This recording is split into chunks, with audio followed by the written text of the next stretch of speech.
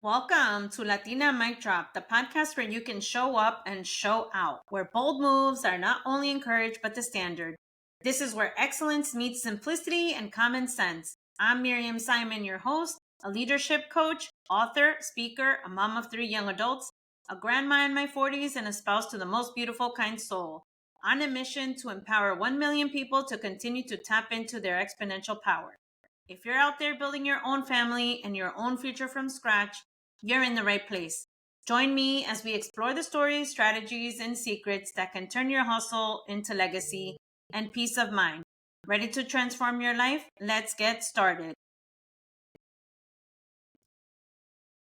Hello, everybody, and welcome to another episode of Latina Mic Drop. So in this episode, I'm going to do a quick check-in. Like, how are you? What's going on? How have you been?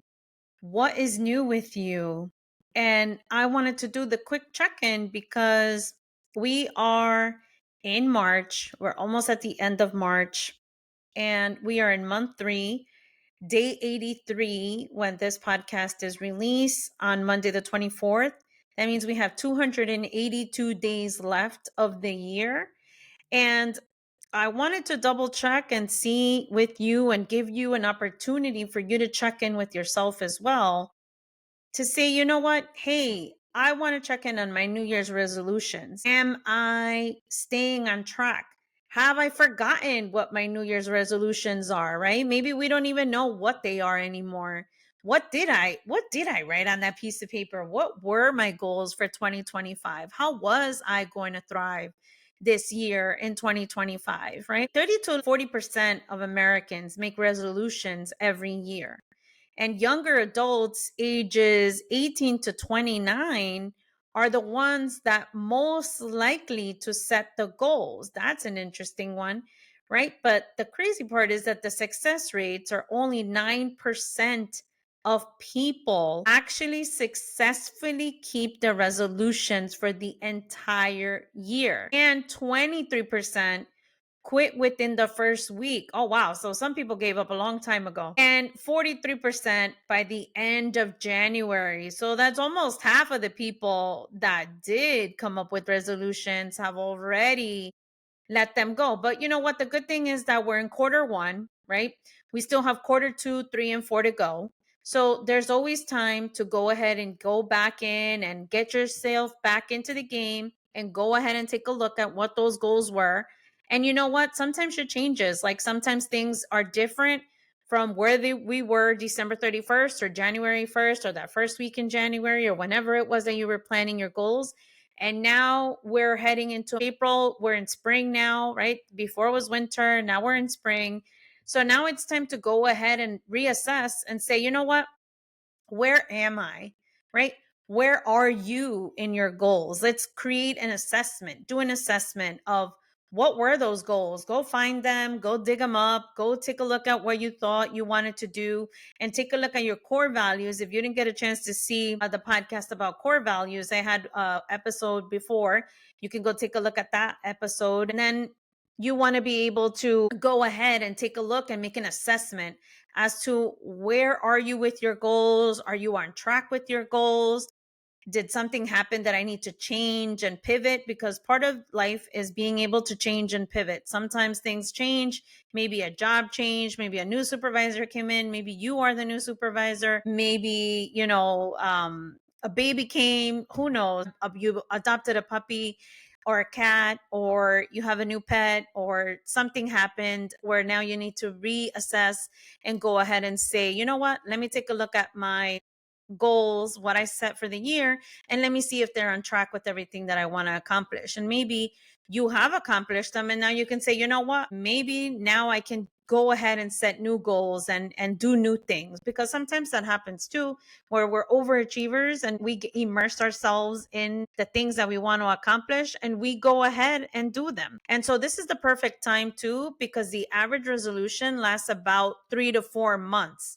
So we're at the perfect time now where people start to really start to say, okay, you know what, maybe I'm going to lose some steam here, but I want you to stay on track. Being successful is part of what is going to help you stay fulfilled and what is going to help you stay on track and keep you happy and ensure that those things that you're thinking about, that you thought about, that were important to you, stay important. Because a lot of times what happens is that we just lose focus or we just don't have them in front of us. And then we're doing life, right? Life is lifing.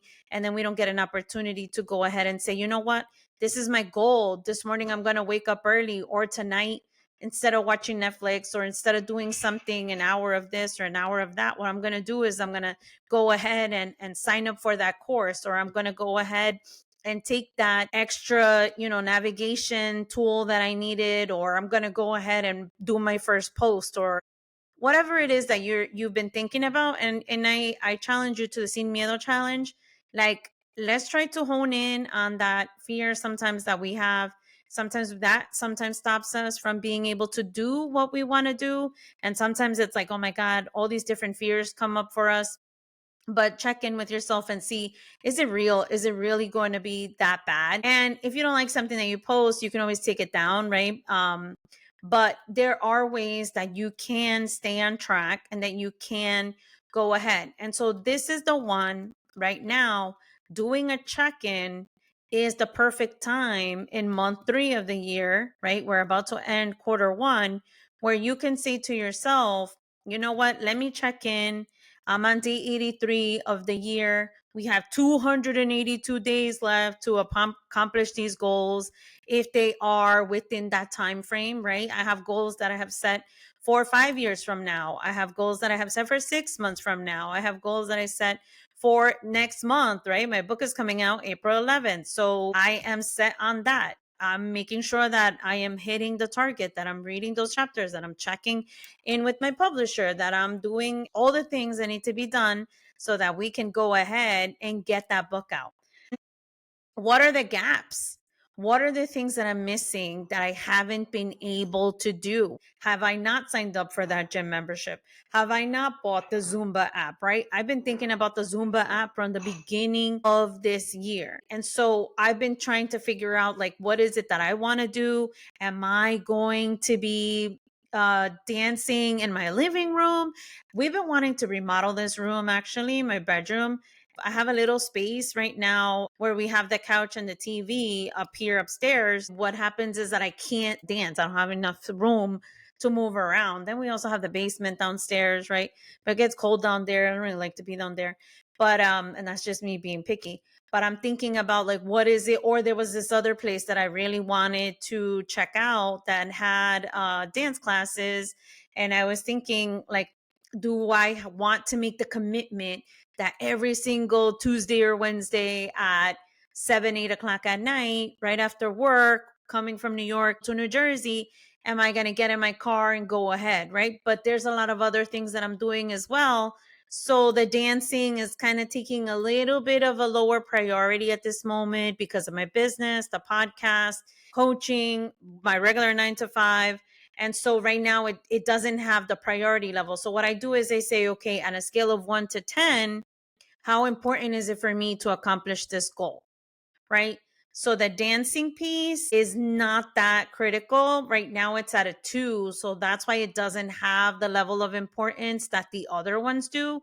But I am staying on my health goal, right? So I am still accomplishing that goal. Dancing is kind of a fun way that I keep myself together, but it hasn't reached that priority level where it's like an 8 or 9, right? Or a 10. So right now I have other goals that I put at an 8, 9, and 10. So those are the ones that I prioritize. And those are the ones that I stick to every single week, right? So every single week, I'm working towards them. I'm creating my coaching program and I'm getting ready for you all, because the coaching program, you're going to love it. You're going to love when it comes out, and it's going to be so beneficial. It's going to come out along with the book.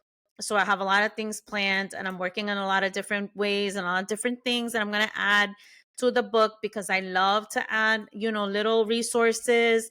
They're not little, actually. They're resources that are going to be helpful, like workbook for you, ebook, things that you're going to be able to have different activities so that you can get them done and you can reach your financial goals or business goals, leadership goals. I mean, the first person you have to lead is yourself. Then you start thinking about what are those gaps, right? That what is it that you need in order to get to that goal? Maybe I need to sign up for the course.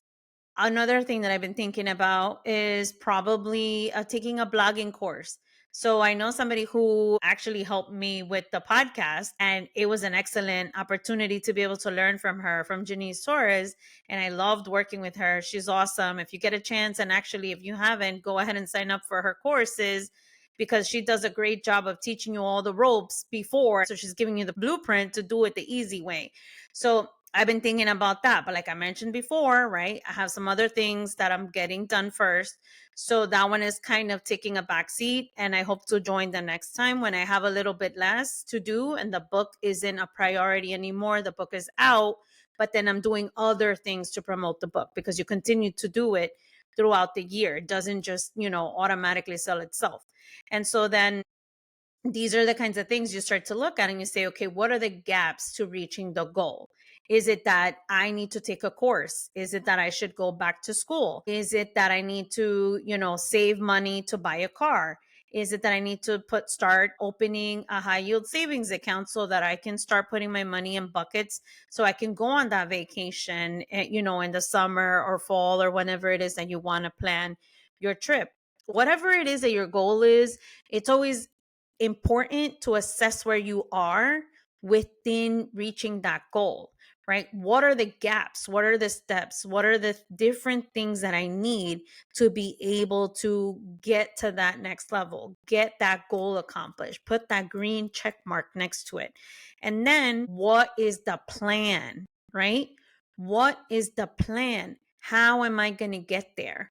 Who do I need to speak to? Do I need to speak to a teacher? Do I need to go and do comparisons between schools? Do I need to start looking for the jobs that I want to look for? What kind of jobs do I want to apply for, right? Maybe it's you wanting to look for another position, or maybe it's you wanting to work in a different location. I was reading people sometimes want to leave the States, and that's interesting to me. I mean, I know I work in New York and I live in New Jersey, but I'm on the East Coast. It's kind of very close. But I see other people who I've been meeting lately working in New York or New Jersey or have come to live in this side, but they originated in California or they're in Chicago and they were from California and they go to different places. So something that I learned when I was in elementary school reading the history books was the fact that transportation was the way that you were able to go ahead and get to the inner city life and still live away from the city, but be able to go to where the jobs were. And so that was really important to me. And I remember reading that in a history book because I thought, oh, you know what? Then actually, that's actually what helped me buy my house. My wife and I wanted to buy a home. And we were thinking, what was the best way for us to figure out where we wanted to live, right? Because when the housing market goes up, you're looking at where you want to go and where you want to be. Her idea was not my idea. And so her idea was, let's go down south. We can buy a home, right? That's way bigger with a pool, with space, not so close by to our neighbors, right? We like our privacy because we like to have parties and invite a lot of people over. And sometimes when you live in different communities, like people don't like that. So then I was thinking, yeah, that's great, but I am not going to be traveling 2 to 3 hours and driving, then parking, then taking a train and taking another train. So that was important for me, right? Like, what was it that I was going to do? So we had our thoughts as to what we wanted to do. And so what we did is instead of moving down south, we moved the town over, which was only one stop over for me to get the train, the same trains that I go on. Actually, I live very close to the bus now. So now I have even more alternatives to get into the city and to get into work. But those are the kinds of things that you need to start looking at and start saying, okay, well, what are my non-negotiables? What are the things that I do want to hit? What are the things that I'm not willing to do? And then think about, how am I going to plan for it? I was just on a podcast and I was thinking about all the things and the different ways that my wife decided to do her job and how I decided to do my job. So we both wanted to ensure that we were able to do what worked best for us. And so for me, working in corporate was a lot easier for me and actually has been a great experience for me.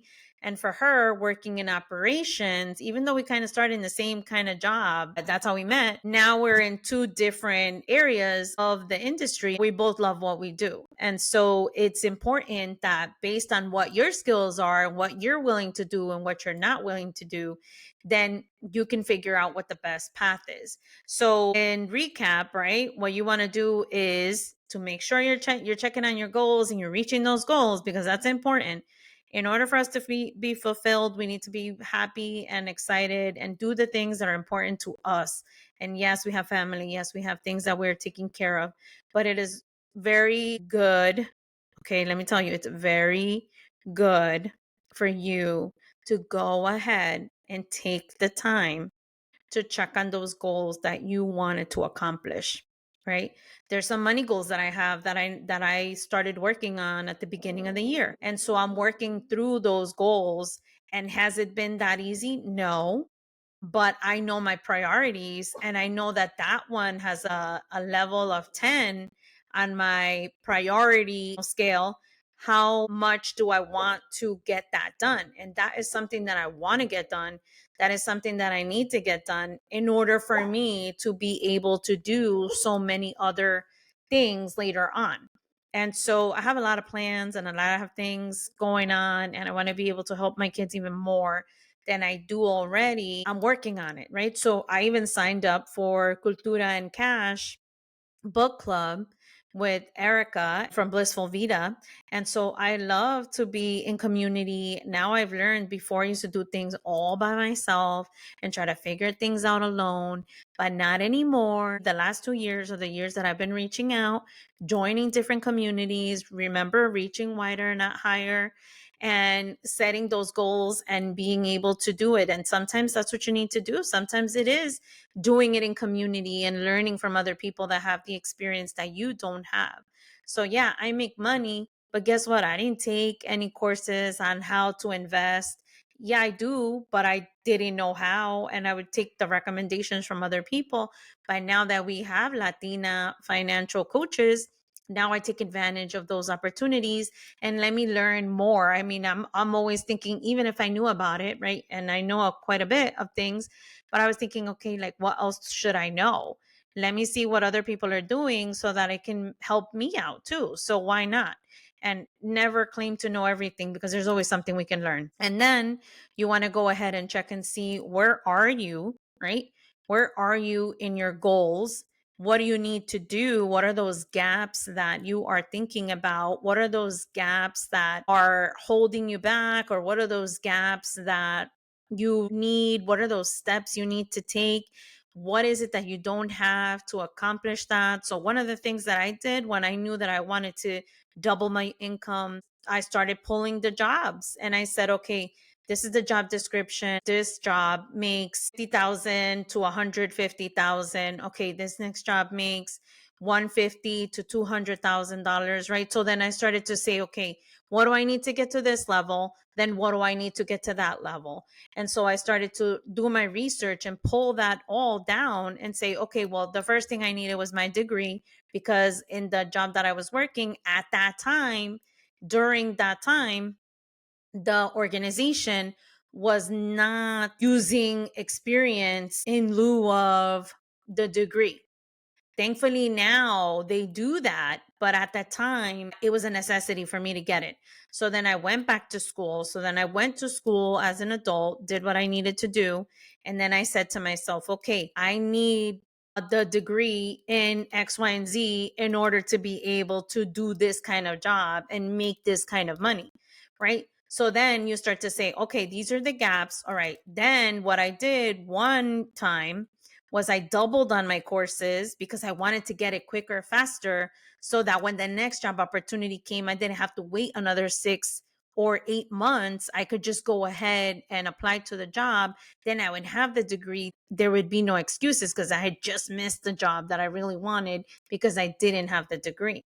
Right. So then at that moment, that was important. Nowadays, people are doing many different other things like becoming entrepreneurs and doing different kinds of work that doesn't necessarily mean working in corporate America. And actually, Latinas are the ones that are creating more businesses than any other group. So I'm part of that group now, too, because now I have my coaching and consulting company, MEC Coaching and Consulting, and MEC stands for my yes. It's not only the first two letters of my first name and last name, but I want people to be able to say yes to them. And that's why I started my business. I started thinking, oh, you know what? I can help people outside. I can reach wider, not higher. And then you start to plan, right? So I'm new to the entrepreneurship world. I only know working in corporate America. I only know having a job.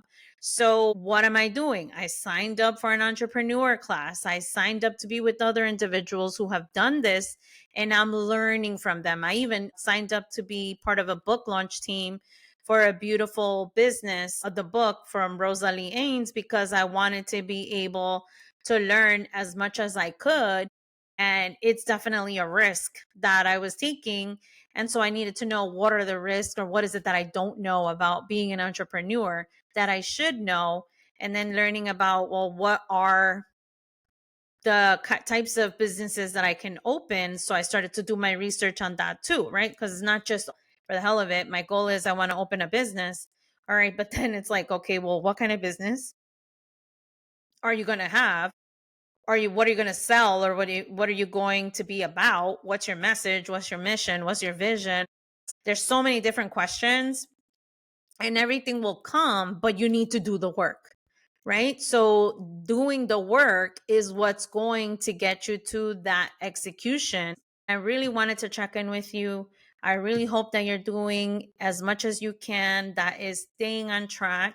And if you fell off, that's okay. Listen, life, and we get that, right? But there's always an opportunity to go ahead and take a look again and say, you know what?